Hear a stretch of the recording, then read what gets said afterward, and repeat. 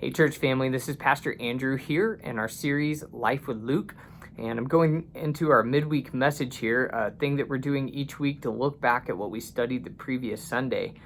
If you've been following along with that, you know that we just studied the parable of the sower, one of Jesus's most famous parables and teachings.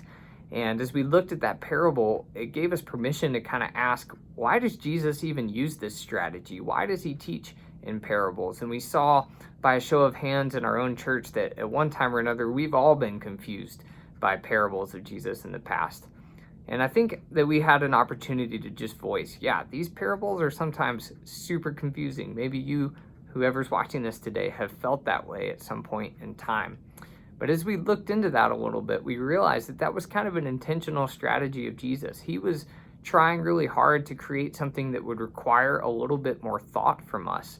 The reason that he used parables at all was so that if you were truly going to engage with it, if you truly cared about who God is and wanted to learn about who God is, that you would have to put your mind to it, that you would have to really work to talk with Jesus and participate with Jesus to understand what he was after in that teaching.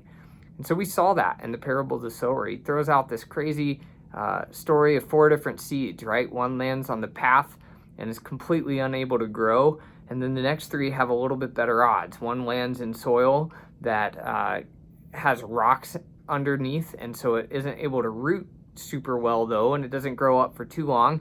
The other one, third one, lands in some soil where thorns choke it out. And the fourth one, the obviously most desirable one, lands in deep soil that's able to really grow. And what we saw from that parable, and maybe we wouldn't have understood it if Jesus hadn't spoken in a way that required us to really think about it. But in teaching it in this way, he makes us think about which of these seeds would I want to be?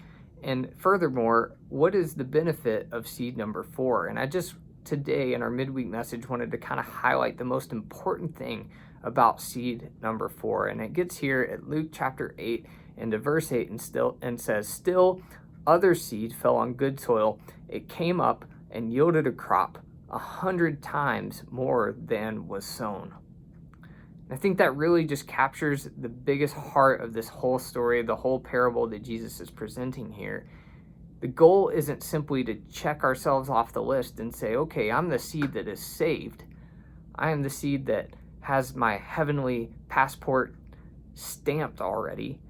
The point and the goal of this parable is to be the 4th seed that could produce a crop 100 times more than what is sown. So the goal for Jesus here is not simply saving us, which is certainly important and certainly beautiful and something that awesome that Christ has done for us, but the goal is even bigger than that. It's an even larger painting that Jesus is painting here. He is inviting us into a life that is robust and adventurous and full, and that would have fruit, and that would invite others around us to be curious about who God is and what God is up to.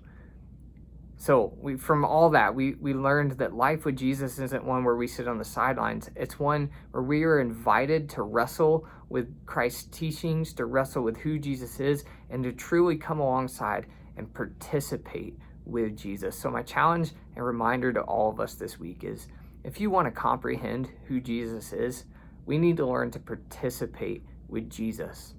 Just like we have to do to understand a parable, just like we have to do in order to bear fruit and invite others to come in. And if we do that, if we embrace the love of Christ and we participate with Christ in that way, I think that he will both make his knowledge known to us, and we will also bear fruit, becoming sowers ourselves, able to go out and sow more seeds into the world. I hope that's encouraging to you this week.